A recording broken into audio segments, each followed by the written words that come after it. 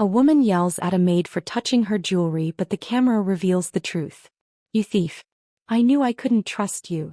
Mrs. Evelyn Hargrave's voice rang through the grand foyer of the Montclair estate like a bell tower collapsing. The words echoed off the marble floors, stunning the small crowd of guests who had gathered for the weekly charity luncheon. Standing at the bottom of the staircase was Rosa, thin, modestly dressed and visibly shaken. She clutched a velvet cloth in her hand, the kind used to wipe delicate surfaces, not steal from them. She had just come from dusting the display case in Mrs. Hargrave's private dressing room when the lady of the house arrived without warning. "You were holding my emerald necklace," Evelyn shrieked, pointing an accusing, manicured finger. "That belonged to my great-grandmother.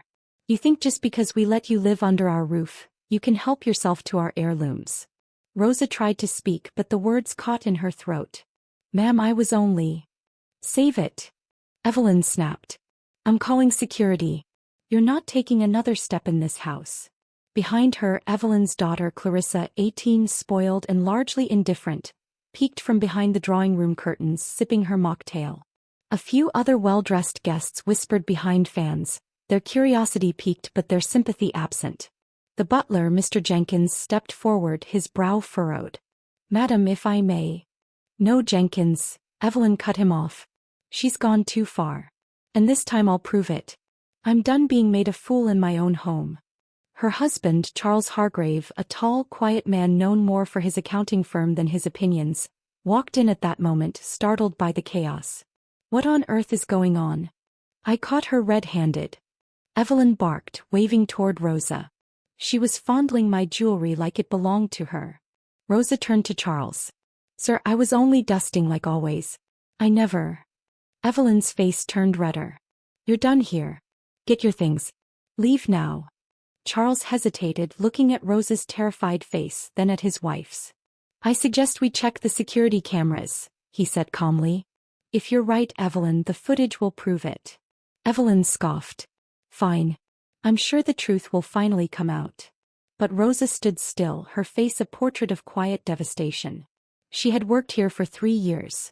Never late, never complained, and never once touched anything that wasn't hers. And as Charles escorted the group toward the security room, no one, not even Rosa, could have expected what those cameras were about to show. The monitor flickered to life inside the security office, and everyone squeezed into the tight space. The room smelled of metal and paper and tension. Jenkins queued up the timestamp from 15 minutes prior. "Here," Charles said. "Let's see what happened." The footage was clear. Rosa entered the private dressing room alone, just as Evelyn had described. She moved slowly, respectfully, with the velvet cloth in hand, dusting the edges of the antique vanity, then the glass display case. "Watch her hand," Evelyn cried as Rosa opened the case and gently lifted the emerald necklace. "She's holding it. What more do you need?" But Charles raised a hand. "Keep watching." The footage continued. Rosa didn't pocket the necklace or even put it around her neck. She held it up to the light, inspecting it closely, then turned to the wall and examined a loose screw on the corner of the display case. "She wasn't admiring it," Jenkins murmured. "She was checking the clasp." The next moment shocked everyone. Rosa reached into her apron and pulled out a tiny flathead screwdriver. She gently tightened the loose screw, carefully replaced the necklace, closed the display case, and wiped the smudge her fingers had left on the glass. Rosa then stepped back, straightened the cloth, and turned to leave. Silence. Heavy, awkward silence. Clarissa let out a low whistle. "Well, that's awkward." Evelyn's face turned ashen. I don't understand." "She wasn't stealing, Evelyn," Charles said evenly. "She was maintaining your case. Doing her job." Rosa stood still, too stunned to even cry. Charles turned to Rosa. "You didn't do anything wrong. And I'm sorry." But Rosa finally spoke. "Mr. Hargrave, there's something else." Her hands trembled slightly as she pulled a folded note from her apron pocket. "This was taped behind the jewelry case. I found it while cleaning last week. I was going to bring it to you, but—" she glanced at Evelyn. "I got scared." Charles took the note and unfolded it. The handwriting was unmistakably Evelyn's. It read, "If I accuse her, maybe Charles will finally get rid of the staff and give me back control of this house." Gasps filled the room. Charles looked up at his wife. Evelyn, what is this? Evelyn stammered. It was a joke. I didn't mean. But the truth had already spoken, and it was written in her own hand. By the end of the day, word had spread like wildfire. The Montclair estate's inner circle had always been a hushed battlefield of whispers and class divides, but today the roles shifted. Charles made the first move. Evelyn, until further notice, you're not to interact with the staff. And I'll be reviewing your access to the estate's management decisions. You're choosing a maid over your wife? Evelyn screamed. I'm choosing integrity over pride, he answered simply. Later that evening, Charles called Rosa into his study. The maid sat nervously on the edge of the leather chair, clutching her worn notebook. I want to thank you, Charles began, for your honesty, your quiet loyalty. Rosa nodded slightly. I only did what I thought was right. And that, Charles said, is more valuable than any emerald in this house. Then he slid a folder across the desk toward her. You mentioned you studied accounting before your mother fell ill? Rosa's eyes widened. I want to offer you a new position. Executive assistant in my firm. Full training. Full salary. Full respect. Her hand covered her mouth. Sir, I don't know what to say. Say yes, he smiled. We're long overdue for someone like you. Outside the office, Clarissa had been eavesdropping, her usual smirk replaced by a look of genuine surprise. And Evelyn? She now roamed her own house with quieter steps, her echo no longer quite so thunderous. But this is just the beginning. The mansion felt different the next morning. Gone were Evelyn's shrill orders and the haughty demands that usually bounced off the walls before sunrise. For the first time in 3 years, Rosa walked through the hallways without eyes on her back. No whispers. No glares. Just quiet respect. Charles had made it official. Rosa was no longer the maid. She was now the executive assistant to the CEO of Hargrave and Company, with her own office on the 18th floor of the firm's headquarters. But more importantly, she had earned something no one in the house had ever given her before: dignity. Do you even know what you're doing? Clarissa asked the following day as she leaned on the doorframe of Rosa's new workspace, twirling a gold pen between her fingers. I'm learning quickly, Rosa said with a calm smile, flipping through a spreadsheet Charles had asked her to revise. I already knew how to balance budgets. Turns out cleaning houses teaches you more about business than people think. Clarissa raised an eyebrow, half impressed, half confused. So you're just gonna forget everything and pretend you're someone new? No, Rosa replied. I'm not pretending. I'm becoming. Clarissa paused, taken aback by the answer. Meanwhile, Evelyn sulked in the guest suite downstairs, the very same room once assigned to Rosa. Her access to the household staff had been revoked. She had to make her own tea, her own bed. Even Jenkins had politely ignored her requests for assistance. But she wasn't done yet.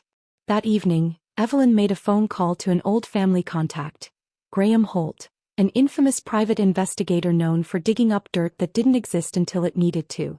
Find out everything you can about Rosa Alvarez, she ordered coldly. Where she came from. Who she's really working for. There's no way she just walked into our lives and turned it upside down. Graham's voice crackled through the speaker. I'll find what you're looking for, or I'll find something better. 3 days later, Evelyn sat in the back of a black Escalade parked behind a country club, flipping through a thick file Graham had just delivered. Her lips curled into a self-satisfied smile. Rosa Alvarez had secrets.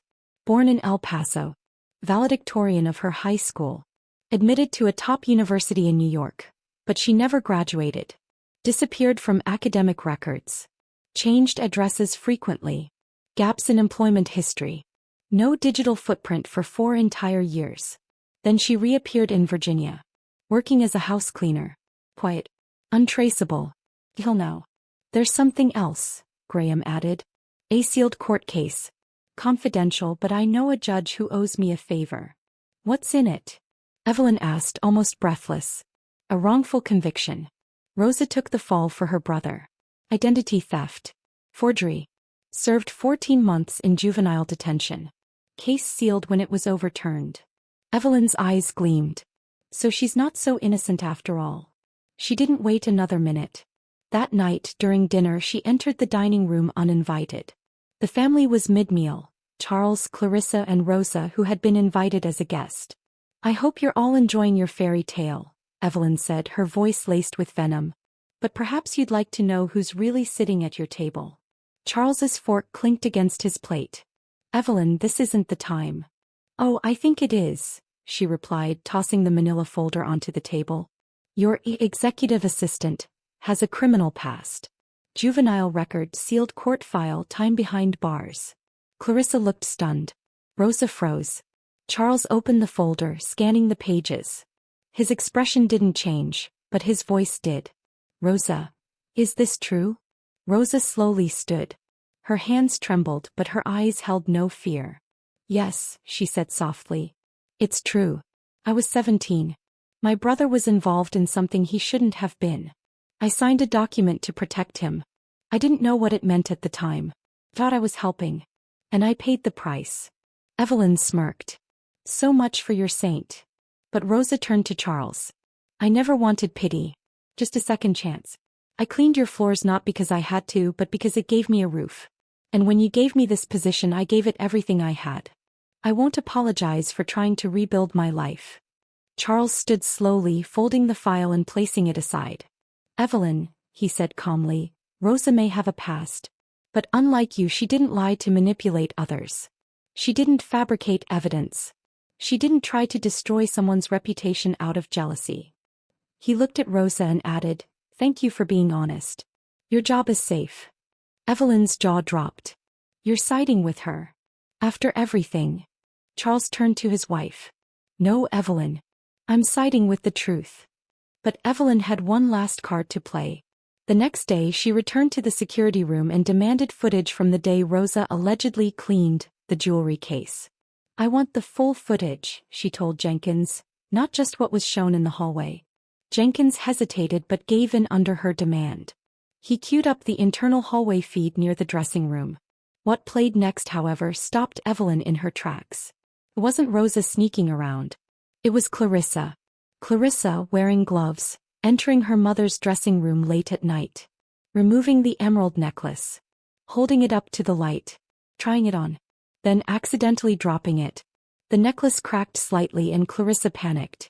She stuffed it back into the case and left the door ajar. Something Rosa later found and tried to fix. Evelyn's face turned pale. Jenkins turned to her slowly.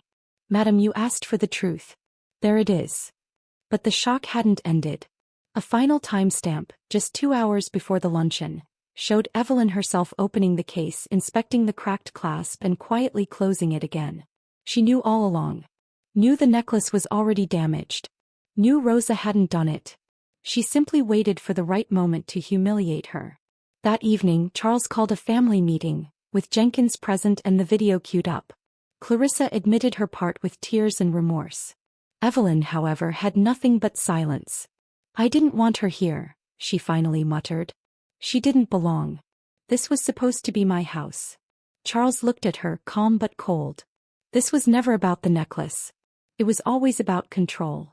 Then, in front of everyone, he handed Evelyn a white envelope. What's this? She asked, voice shaking. Divorce papers, he replied. And a formal restraining order.